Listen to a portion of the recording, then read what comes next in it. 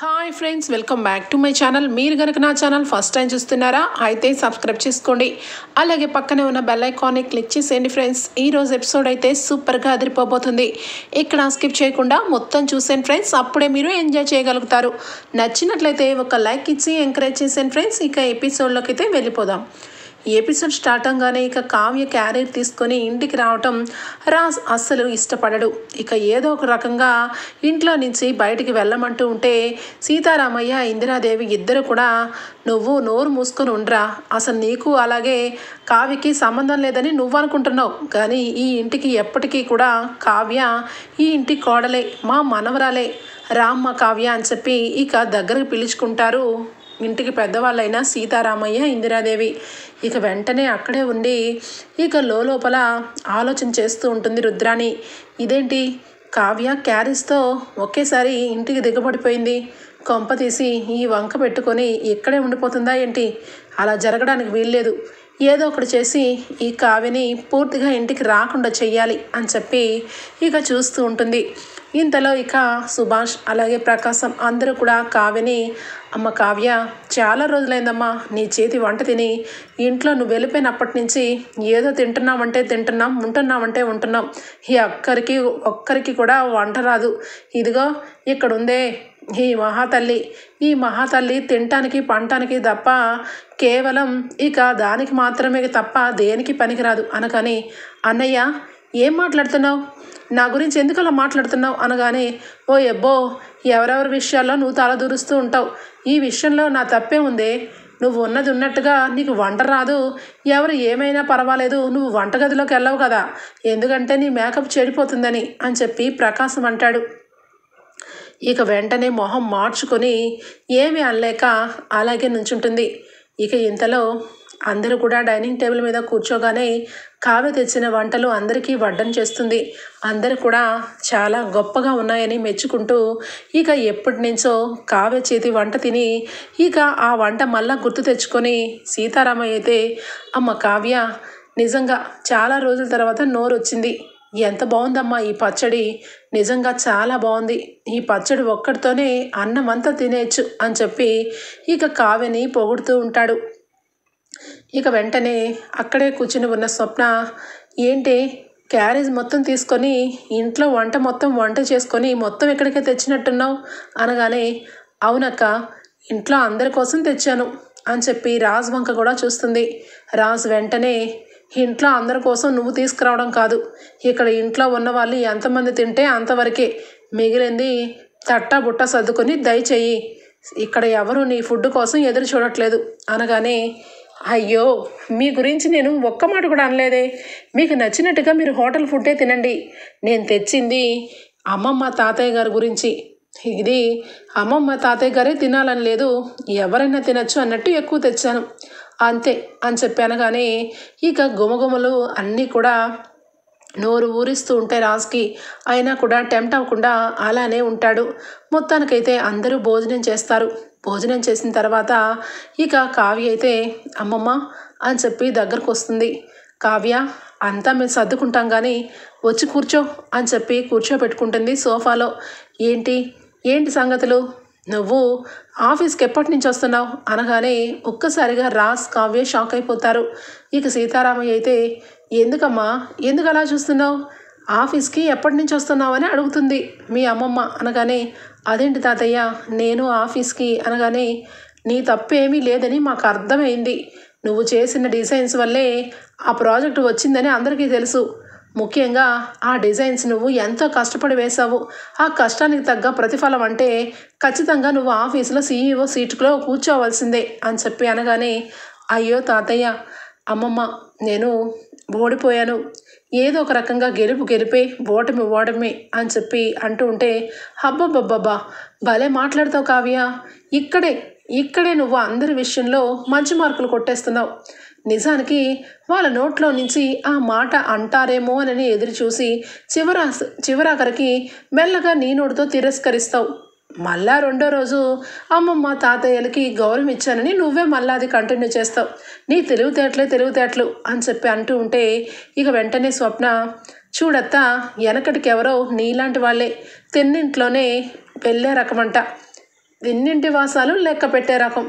ఇప్పుడే కావ్య తెచ్చిన భోజనం పీకల దాకా మెక్కి ఎంతలోనే కావ్య గురించి తప్పుగా మాట్లాడుతున్నావు చూడు, అదే నీ క్యారెక్టర్ అనగానే స్వప్న అని చెప్పనగానే నోరు ఎక్కువగా లేపకండి, నోట్లో నుంచి దోమలు ఈగలు పోతాయి. అయినా కావ్య గురించి మీరెందుకు కలగజేసుకుంటున్నారు? జరిగిన విషయంలో కావ్య గెలిచిందని అందరికీ తెలుసు, కానీ కావ్య ఆఫీస్కి వెళ్ళట్లేదు. అది తన పర్సనల్, తన ఇష్టం వచ్చినట్టుగా సమాధానం చెప్పుకుంటుంది. మధ్యలో మీకెందుకు వచ్చిన గోల అని చెప్పి అనగానే ఇక మొత్తానికైతే కావ్య లేదు నానమ్మ, నేను ఓడిపోయాను, నేను డిజైన్స్ వేశాను నిజమే, కానీ అవి కాపాడుకోవాల్సిన బాధ్యత కూడా నా దగ్గర ఉంది. నేను ఆ బాధ్యత లేకుండా వ్యవహరించినందుకే ఆ పని జరిగింది.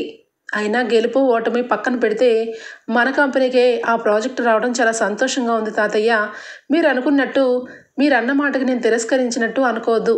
ఎప్పుడైనా నా అవసరం ఉంటే ఖచ్చితంగా ఆఫీస్కి వస్తాను అనగానే హో ఎబ్బో నీ అవసరమా, ఇక చెప్పింది చాలు కానీ దయచేయి అని చెప్పి రాజ్ వెంటనే స్టార్ట్ చేస్తాడు.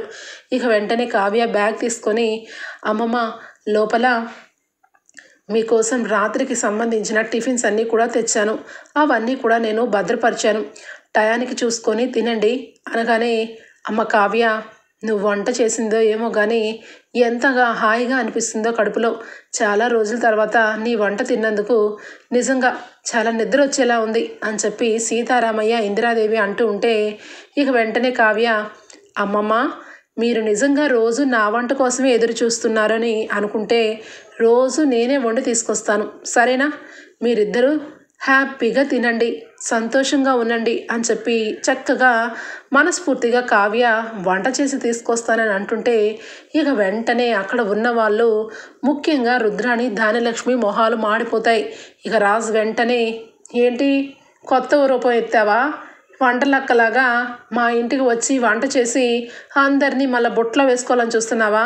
నానమ్మ తాతయ్య వాళ్ళంటే పెద్దవాళ్ళు, వాళ్ళు సెంటిమెంట్కి పడిపోతారు. ఇక్కడ ఎవ్వరూ అలాంటి వాళ్ళు కాదు. నేను ముఖ్యంగా నీ గురించి నాకు బాగా తెలుసు. నువ్వు ఇక్కడికి వచ్చి వంటలు ఇచ్చి ఎక్కడి నుంచో మళ్ళా ఇంటికి వచ్చి మెల్లమెల్లగా బెడ్రూమ్లోకి వద్దామని చూస్తున్నావేమో. ఆ పప్పులేం ఉడకవు, దయచేయి అనగానే ఏంటి మీరు నాకు చెప్పేది? ఈ ఇల్లు నా అత్తగారి ఇల్లు, నా అత్తగారి ఇల్లుతో పాటు ఇక్కడ ఉన్నది నా వాళ్ళు అనుకుంటాను. నేను వంట చేసి రోజు తీసుకొస్తాను, ఈరోజే కాదు రేపటి నుంచి రోజు 2 పూట్ల వంట చేసుకొని తీసుకొస్తాను నానమ్మ అని చెప్పి స్వప్న అనగానే తీసుకురామ్మా, నీకు నచ్చినట్టుగా నువ్వు వంట చేసుకొని తీసుకురావడమే కాదు, ఇక్కడ ఉండిపోయినా కూడా ఎవరు నీకు అభ్యంతరం చెప్పరు, కానీ నీకు నచ్చినట్టుగా నువ్వు మీ అమ్మ వాళ్ళ ఇంట్లో ఉంటున్నావు అనగానే రాజ్ లోపల ఎంతసేపు ఈ కావ్య ఈ కళావతి అమ్మమ్మ వాళ్ళని ఏదో మాయ చేసింది అని చెప్పి ఇక సరే అమ్మమ్మ మళ్ళీ రేపు పొద్దున్న వంటతో తీసుకొని వస్తాను అని చెప్పి ఇక బ్యాగ్ తీసుకొని వెళ్తూ ఉంటే ఆగు కళావతి అని చెప్పి అంటాడు. ఒక్కసారిగా కావ్య వెనక్కి తిరిగి ఏమైంది, మీకు కూడా వంట కావాలా అనగానే నాకు వంట అవసరం లేదో పక్కన పెడితే నీ కష్టాజితం మాకెందుకు, మీరే మీ వంటలే ఇక్కడికి తీసుకొని వచ్చి మా అందరికీ పెట్టి సాదా సీదాగా వెళ్ళిపోతే ఎలా? ఈ రకంగా ఫ్రీగా నువ్వు చేతి తెచ్చిన భోజనం వల్ల మేమందరం ఆలోచించి నీ మీద మంచి ఇంప్రెషన్స్ పడి మళ్ళీ తిరిగి వచ్చి కళావతి అని చెప్పి పిలవాలనే కదా, అంత భాగ్యం మాకు అవసరం లేదు. నువ్వు వండిన వంటకి ఇదిగో డబ్బులు అని చెప్పి చేతిలో నుంచి డబ్బులు తీస్తాడు రాజ్. ఇక కావ్యకి చాలా కోపం వస్తుంది. ఏంటి చూస్తున్నావు, తెచ్చిన డబ్బుకి డబ్బులు తీసుకో, బిల్ అని చెప్పి చేతిలో పెట్టబోతుంటే కావ్య అలానే చూస్తుంటుంది. ఇక వెంటనే ఇందిరాదేవి లేచి ఒరేయ్ ఏంటి నీ భార్యకే నువ్వు డబ్బులు ఇస్తున్నావా అనగానే అవును డబ్బులే ఇస్తున్నాను, ఇప్పుడేంటి అనగానే చాలా మంచి పని, నిజమే. అక్కడి నుంచి అన్ని రకాల వంటలు 2 పూటలకి సరిపడే వంట తీసుకొని వచ్చి అందరి కడుపులు నింపిన అన్నదాత ఇక కావ్య. అన్నదాత సుఖీభావ అన్నది కావ్యకి వర్తిస్తుంది. అలాంటి కావ్యని మనం ఫ్రీగా వచ్చింది కదా, క్యారేజ్ ఇచ్చింది కదా అని చెప్పి తినటం కరెక్ట్ కాదు. తీసుకోమ్మా, నిజంగానే ఆ డబ్బులు తీసుకొని నువ్వు రోజు వంట చేసుకొని తీసుకురా. ఇది నీ అత్తగారిల్లు, ఇది నీ వాళ్ళు, నీ భర్త చేతిలో నుంచే నువ్వు జీతం తీసుకో, తప్పేమీ లేదు. అంచెలంచెలుగా ఇంకా మంచి పేరు తెచ్చుకుంటావు. వాడికి బాగా బుద్ధి వచ్చిన రోజు వాడే తెలుసుకుంటాడు అనగానే ఇక రాజ్ వెంటనే కోపంతో చూస్తూ ఉంటే ఇవ్వండి డబ్బులు అని చెప్పి తీసుకొని కావ్య చాలా మంచి పని చేస్తున్నారు, మీరు మీ ఇంట్లో వాళ్ళ గురించి చాలా బాగా ఆలోచించారు అనగానే ఏంటో అది అనగానే ఆరోగ్యకరమైన భోజనాన్ని నా ద్వారా కొనాలనుకుంటున్నారు, అదే చాలా మంచి విషయం అని చెప్పి ఇక ఆటోలో సీరియస్గా కావ్య వెళ్ళిపోతుంది. ఇక ఇక్కడికి వచ్చేస్తే అప్పు అలాగే కళ్యాణ్ ఇద్దరు కూడా ఇక అనామికకి బాగా గట్టిగా వార్నింగ్ ఇస్తుంది. అప్పు ఎప్పటికీ కూడా మేము డెవలప్ అవ్వలేము, అసలు కళ్యాణ్కి కవిత్వాలే రావని చెప్పి యాంటిక్ పీస్ అని చెప్పి నోటుకొచ్చినట్టుగా మాట్లాడి మమ్మల్ని కించపరిచావు, కానీ నువ్వు ఎన్ని మాటలన్నా కళ్యాణ్లో ఉన్న టాలెంట్కి నువ్వు సరిపోవు, నీ దగ్గర కోట్ల రూపాయలు ఉన్నా వేరొక వాళ్ళ పంచంలో ఉంటావే తప్పించి నీ ఓనుగా నువ్వు ఉండలేవు, కానీ మాకు మంచి రోజులు స్టార్ట్ అయ్యాయి, చెక్కు చూపించి చెక్కులో ఉన్న అమౌంట్ని చూపించి ఇది కళ్యాణ్ సొంత కృషి తపన పట్టుదల, ఈ రోజు నుంచి మేము ఒక రేంజ్లోకి వెళ్ళబోతున్నాము అని చెప్పి కళ్యాణ్ని ఇక కప్పు అయితే చాలా గొప్పగా పొగిడి తీసుకొని వస్తుంది. కూచి ఏంటి అలా చూస్తున్నావు అని చెప్పి అప్పు అడుగుతూ ఉంటే లేదు పొట్టి, నీలో ఏదో మ్యాజిక్ కనిపిస్తుంది, కొత్తగా మాట్లాడావు అనగానే ఏంటి కొత్తగా మాట్లాడేది, నీలో ఉన్న టాలెంట్ గురించి చెప్పాను అనగానే సరే కానీ ఈరోజు నా టాలెంట్ గురించి నీకైనా అర్థమైంది, ఆ దెయ్యానికి ఆ రాక్షసికి ఎప్పటికీ అర్థం కాలే అనగానే ఇదిగో పొట్టి ఇదిగో కూచి, నువ్వెవరైనా చెప్తే ఆ దెయ్యాలు భూతాలు కూడా అసహించుకుంటాయి, ఆ అనామికరాలు గురించి నన్ను కంపేర్ చేస్తున్నావని, అలాంటి దాన్ని దయ్యాలు కూడా ఫీల్ అవుతాయి అనగానే ఇద్దరు నవ్వుకుంటారు.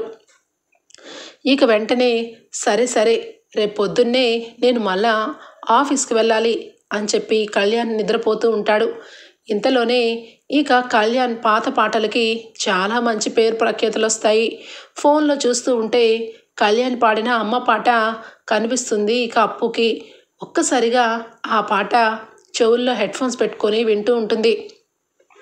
చాలా గొప్పగా పాడాడు, నిజానికి ఈ పాట పాడిన కళ్యాణ్ ఇంకా మరెన్నో గొప్ప పాటలకి పాడతాడు అని చెప్పి అనుకుంటూ ఉంటే కింద చాలా కామెంట్స్, పెద్ద పెద్ద డైరెక్టర్లు కూడా ఈ పాట మీరు ఎవరు పాడింది, ఈ పాట నేను మీకోసమే వెయిట్ చేస్తున్నాను, మీరు ఇలాంటి పాటలు మా సినిమాలో పాడాలని కోరుకుంటున్నాను, ఇది నా ఫోన్ నంబర్ అని చెప్పి చాలామంది ఇక కామెంట్స్ రూపంలో కనిపిస్తూ ఉంటాయి. అప్పు అవన్నీ చూసి షాక్ అయిపోతుంది.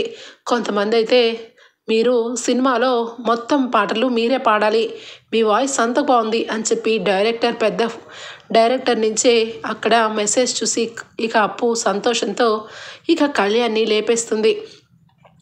ఏంటప్పు ఏమైంది అనగానే ఏమైందా ఒక్కసారి చూడరా బాయ్ అని చెప్పి ఫోన్ చూపిస్తుంది. ఇక కళ్యాణ్ పాడిన పాటకి మిలియన్ వ్యూసెస్, అలాగే కింద చాలా లైక్స్, అలాగే చాలా కామెంట్స్ కనిపిస్తాయి.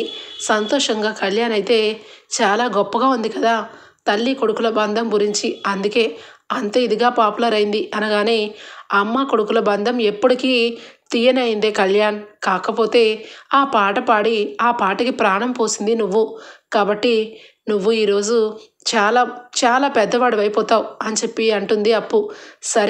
సరే అప్పు ఇప్పుడు ఏమంటావు అనగానే ఏమంటానేంటి, నువ్వు నేను కలిసి ఇదిగో ఈ ఫోన్ నంబర్కి కాల్ చేసి ఆ డైరెక్టర్ దగ్గరికి వెళ్దాం, ఆ పాట పాడింది నువ్వే అని చెప్పు, ఖచ్చితంగా నీకు ఆఫర్ ఇస్తాడు, ఇక నీకు ఎవ్వరూ ఎదురే లేదు, ఖచ్చితంగా నువ్వు అనుకున్నట్టు ఒక రేంజ్కి వస్తావు కవి అని చెప్పి అప్పు ప్రోత్సహిస్తుంది. కళ్యాణ్ ఒక్కసారిగా మనసులో లక్ష్మీకాంత్ దగ్గర ఇక తను బాండ్ పేపర్ల మీద సంతకాలు చేసిన సంగతి గుర్తుకొస్తుంది. ఒక్కసారిగా మొహం మాడిపోయి లేదప్పు ఇప్పుడిప్పుడే నాకు అంత ఇంట్రెస్ట్ లేదు, అప్పుడే నేను అందరి డైరెక్టర్ని కలవడం ఇష్టం లేదు, కొంతకాలం లక్ష్మీకాంత్ దగ్గరే అసిస్టెంట్గా ఉంటాను, అప్పుడే కదా మంచేదో చెడేదో తెలుస్తుంది అని చెప్పి అంటూ ఉంటే ఇక అప్పు అయితే అదేంట్రా బాయ్ మంచి ఏంటో చెడేంటో తెలియడం ఏంటి, నీ గురించి ఇంతగా ఈ పాటకు సంబంధించిన వాళ్ళు ఎంతమందో నీ గురించి వెయిట్ చేస్తుంటే నువ్వు ఎక్కడో ఉండిపోతానంటావేంటి అని చెప్పి అప్పు అయితే అంటుంది. సరే అప్పు, నేను వెళ్తున్నాను, టైం అయింది అని చెప్పి అప్పు మాటల్ని పక్కన పెట్టేసి వెళ్ళిపోతాడు కళ్యాణ్. ఇక కళ్యాణ్ వెళ్ళిపోతూ ఉంటే ఏమైంది కవికి, కవి ఎప్పుడు ఇలా మాట్లాడలేదే, చాలా డల్గా ఉంటున్నాడు ఈ మధ్య అని చెప్పి అప్పు అయితే కళ్యాణ్ని ఒక కన్నేస్తుంది.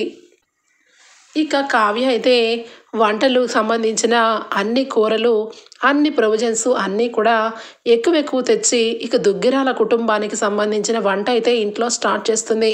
కనకం అపర్ణ ఇద్దరు కూడా చాలా సీరియస్గా, నువ్వు చేసింది ఏమీ బాగోలేదు, ఒక కూతురుగా నువ్వు అత్తగారింట్లో ఉంటూ మీ అత్తగారులందరికీ వంట చేస్తే నేను ఎంతో సంతోషిస్తాను, కానీ నువ్వు ఈ చేసేదంతా కూడా ఇక్కడి నుంచి అక్కడికి చేసి అక్కడి నుంచి ఇక్కడికి రావడానికి కాదు కదా పెళ్లి చేసుకుంది అని చెప్పి అంటూ ఉంటుంది. ఇక కనకమైతే, చూడండి అత్తయ్య గారు, మా అమ్మ ఏం మాట్లాడుతుందో అని చెప్పి కావ్య అనగానే, నోరు మొయ్ అంతే, మీ అమ్మ మాట్లాడిన దీంట్లో తప్పేముంది, నీ కాపురం గురించి అంత లంకంతా విల్లును వదులుకొని ఎక్కడుంటే నువ్వేమో ఇక్కడి నుంచి వంటలు వండి అక్కడికి వందిస్తున్నావు, ఏం పని కావ్య, నీ విలువ తెలియాలి, నీ గురించి వాళ్ళు ఎదురు చూడాలి అంటే నా కొడుకు లాంటి వాడికి బుద్ధి చెప్పాలనుకుని నేనొస్తే నువ్వు రోజు వాడికి వంటలు అందిస్తూ ఉంటే ఎప్పుడు నిన్ను తీసుకుని వెళ్తాడు, ఎప్పుడు నువ్వు మా ఇంటికి వస్తావు, ఏంటిది అని చెప్పి అపర్ణ అంటుంది. అయ్యో అత్తయ్య గారు, మీరు అనుకుంటున్నారు నేను ఇంకా అక్కడికి వస్తానేమోనని, కానీ నాకు ఆ నమ్మకం లేదు. నా మనసులో తాతయ్య నానమ్మ అందరికంటే ముందు నన్నుగా చూశారు, నేనంటే వాళ్ళకి ఎంతో ప్రేమ ఆప్యాయత, అలాంటిది వాళ్ళు ఆకలితో ఉన్నారని తెలిసి నా మనసు ఒప్పుకోలేదు. ఆ తర్వాత వాళ్ళు నా వంటని అమృతంతో పోల్చి కడుపు నిండా ఆరహించారని నా కళ్ళారా చూసిన తర్వాత నేను వాళ్ళకి వంట ఇద్దామని అనుకుంటున్నాను, ఇందులో తప్పే ఉంది అని చెప్పి అంటుంది కావ్య. ఇక వెంటనే అపర్ణ, ఇదిగో నిన్ను కనకం ఎలా కనిందో నాకు అర్థం కావట్లేదు, స్వప్నకి లోక జ్ఞానం తెలుసు, ఎవరితో ఎలా మెసులుకోవాలో తెలుసు, చిన్నదైనా అప్పు డేర్ అండ్ డాష్గా ఏదో రకంగా ఏ పనైనా చేసి బ్రతికేస్తుంది, వీళ్ళిద్దరూ ఈ రకంగా ఉంటే కనకం ఇదేంటి ఇలా ఉంది, పాత చింతకాయ పద్ధతిలాగా, ఎంతసేపు ఆత్మాభిమానం, ఇంకా పెద్దవాళ్ళకి రెస్పెక్ట్ ఇవ్వాలి, పెద్దవాళ్ళ జీవితాలు బాగుండాలి, ఇంట్లో ఖచ్చితంగా అందరూ చల్లగా ఉండాలని చూసే ఇలాంటి దేవత లాంటిది నీ కడుపులో ఎలా పుట్టింది కనకం అని చెప్పి అంటుంది అపర్ణ. ఏంటత్తయ్య, మీరు నన్ను అర్థం చేసుకున్నది ఇదేనా, నేను వంట చేసి వాళ్ళకి ఇస్తున్నాను, వాళ్ళ కడుపు నిండుతుంది, అదే నా 10,000, నేను ఒకవేళ అక్కడున్నా వంట చేసేదాన్ని, నానమ్మ తాతయ్యలకి అందరికీ కూడా భోజనం వండేదాన్ని, అలాగే అనుకోవచ్చు కదా అత్తయ్య అని చెప్పి అంటుంది అపర్ణని. ఇక కావ్య, చాలే సంబరం, ఏంటి నాకే ఎదురిస్తున్నావా, నువ్వు ఆ మొండివాడు ఇద్దరు కలిసి ఏదో రకంగా ఏదో చెయ్యండి, కానీ నువ్వు మా ఇంటికి రావాలి, వాడికి బుద్ధి చెప్పాలి, నువ్వు వాడు ఇద్దరు కలిసి బిడ్డలు కనాలి, ఇదంతా ప్రాసెస్ ఎప్పుడు జరుగుతుంది, నిన్ను చూస్తుంటే నాకు ఆ నమ్మకం పోయింది అని చెప్పి అపర్ణ అక్కడి నుంచి బయటికి వెళ్ళిపోతుంది. ఇక మొత్తానికైతే అందరూ కూడా చక్కగా భోజనం చేస్తూ కావ్య ఇంటికి వచ్చి క్యారేజ్ ఇవ్వడం, అందరూ తినడం సంతోషంగా నడుస్తూ ఉంటుంది. రాజ్ మాత్రం ఒక్కొక్కసారి కావ్య ఇంటికి వస్తే బాగుండు అని చెప్పి వెయిట్ చేస్తాడు.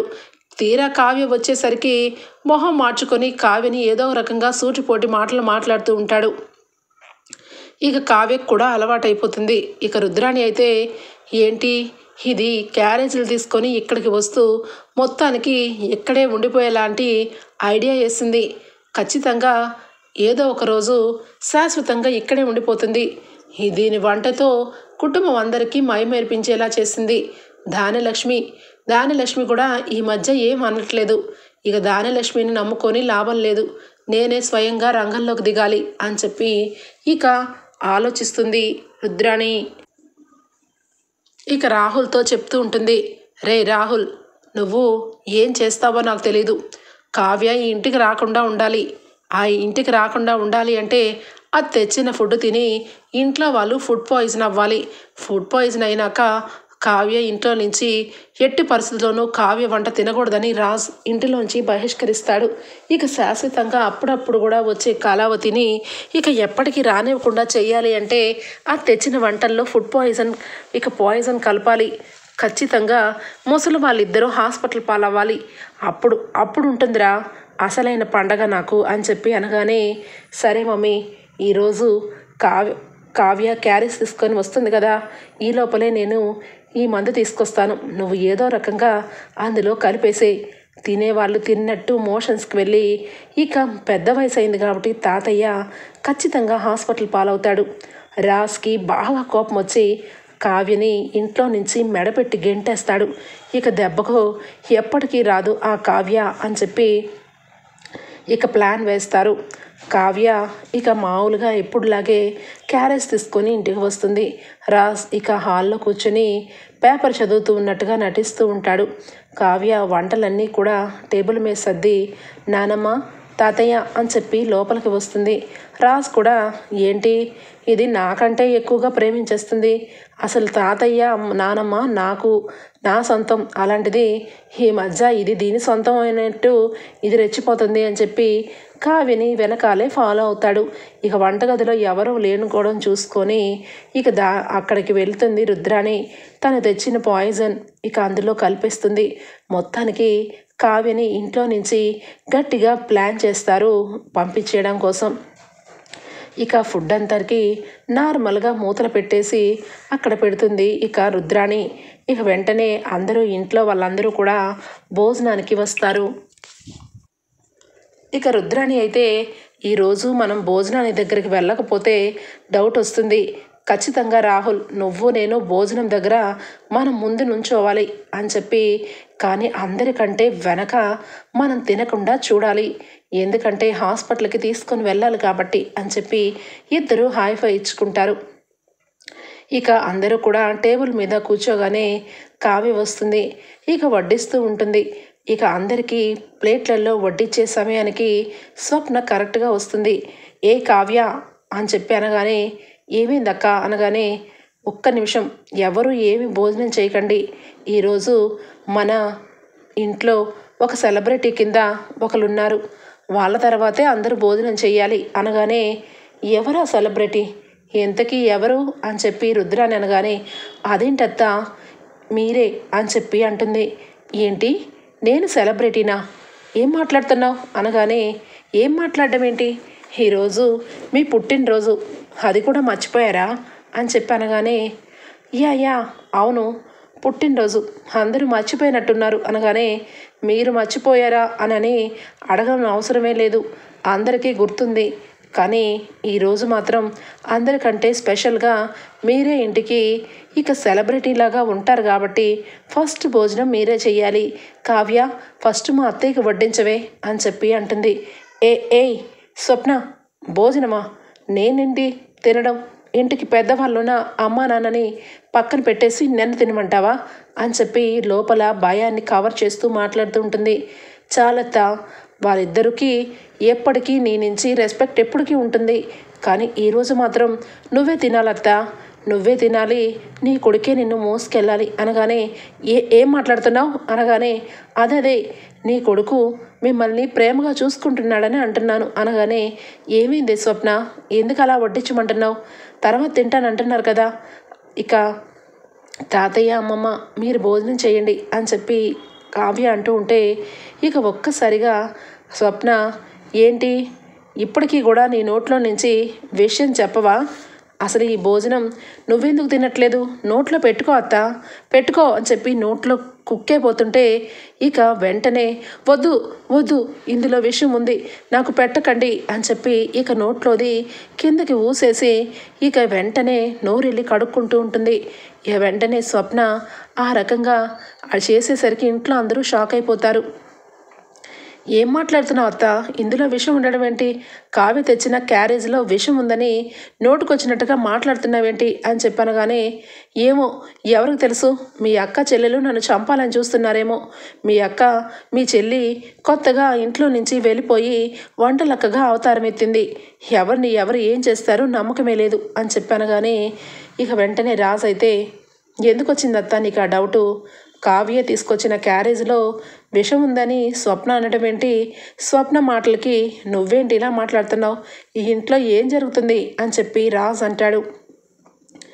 అప్పుడు వెంటనే కావ్య, ఏమైందక్క, ఎందుకు అలా మాట్లాడుతున్నావు అనగానే, ఇంట్లో అందరికీ కూడా ఈ విషయం చెప్పడానికే నా మనసు రావట్లేదు. నిజానికి ఈ విషయం చెప్తే అందరికంటే ఎక్కువగా ప్రాబ్లం అయ్యేది నాకే. ఎందుకంటే నా కడుపులో ఉన్న బిడ్డకి తండ్రి అయిన రాహుల్ ఇంత చండాలమైన పని చేశాడు అంటే ఇంట్లో అందరూ కూడా మనిషిని నిలువాల గెంటేస్తారు. కానీ చెప్పక తప్పట్లేదు అని చెప్పి అంటుంది. ఏ స్వప్న, ఏం మాట్లాడుతున్నావు అని చెప్పి రాహుల్ చెమటలు పడుతూ ఉంటే, ఆగు రాహుల్, నువ్వు నిజం చెప్పు. నువ్వు కిచెన్లోకి వెళ్ళి ఈ వంటల్లో పాయిజన్ కలిపావా లేదా అని చెప్పి అంటూ ఉంటుంది స్వప్న.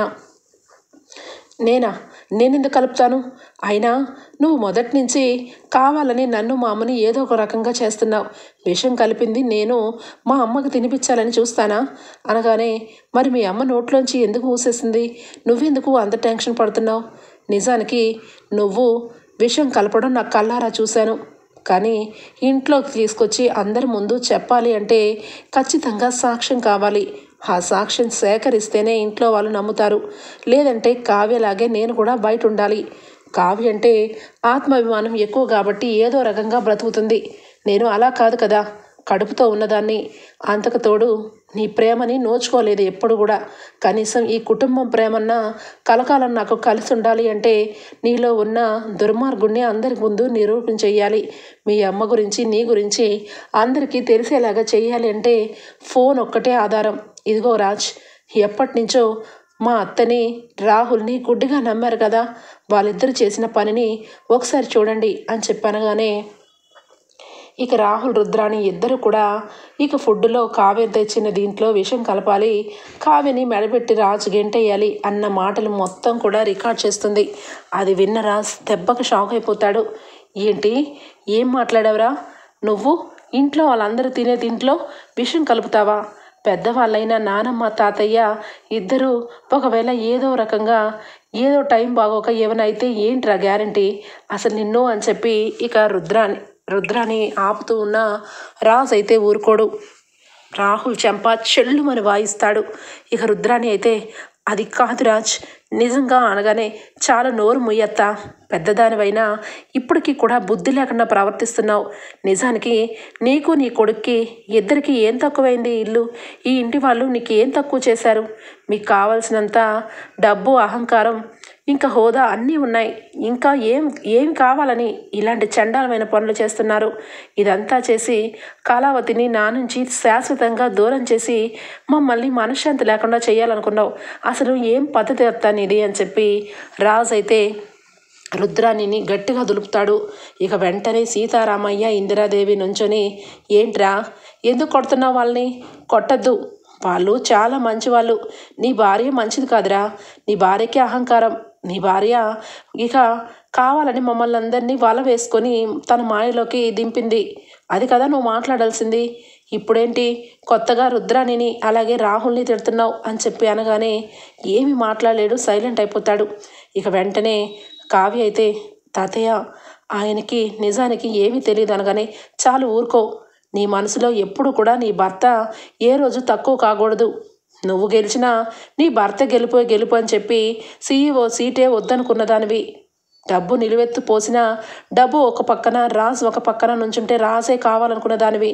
కానీ ఇల్లు వదిలి వెళ్ళిపోయావు. రమ్మంటే నువ్వు రావు. వీడేమో ఇదిగో ఈ రుద్రాణి మాటలు, చెప్పుడు మాటలు విని ఈ రకంగా మారిపోయాడు. కానీ మనందరం ఈ రకంగా ఉంటే ఎంతైనా పరాయి ఇంటి నుండి వచ్చింది కాబట్టి తన కొడుకు తను ఇద్దరు ఒకటయ్యి కుటుంబాన్ని అంతం చేయాలని చూస్తున్నారు. ఇప్పటికీ నీ కళ్ళు చల్లబడ్డాయా? ఇంట్లో నుంచి అపర్ణ కూడా వెళ్ళిపోయింది. అయినా కూడా నీకేం పర్వాలేదురా రాజ్. నువ్వు హోటల్ నుంచి ఫుడ్ తెప్పించి అందరికీ కూడా చాలా ఆరోగ్యంగా చూసుకుంటావు. నువ్వు ఈ రకంగా ఉండబట్టేరా వీళ్ళు ఈ రకంగా ఆటలాడుతున్నారు అని చెప్పి ఇక ఇంటి పెద్ద అయిన సుభాష్ అలాగే ఇక సీతారామయ్య, ప్రకాశం అందరూ కలిసి రుద్రాని, రాహుల్ని ఇంట్లో నుంచి వెళ్ళిపోమంటారు. కట్టుబట్టలతో రుద్రాని, రాహుల్ ఇద్దరు ఇంట్లో నుంచి అడుగు పెడతారు. కావ్య వెళ్ళిపోబోతుంటే రాజ్ 2 చేతులు పట్టుకొని మనస్ఫూర్తిగా సారీ అడిగి, నేను ఇప్పుడే వెళ్ళి అత్తయ్యని తీసుకొని వస్తాను, మమ్మీని తీసుకొని వస్తాను, కలవతి నన్ను క్షమించు, నువ్వు ఎప్పటికీ ఈ ఇల్లు దాటకూడదు, నేను నిజంగా నీకు సారీ అడుగుతున్నాను అని చెప్పి ఇక మనస్ఫూర్తిగా సారీ చెప్పి కావ్యని అక్కుని చేర్చుకుంటాడు. అపర్ణని కూడా వెళ్ళి తీసుకొని వస్తాడు. ఇక రాబోయే ఎపిసోడ్స్లో ఈ రకంగానే జరగబోతుంది. మీకు కనుక నచ్చినట్లయితే ఒక లైక్ ఇచ్చేయండి friends. Bye, take care, thank you for watching.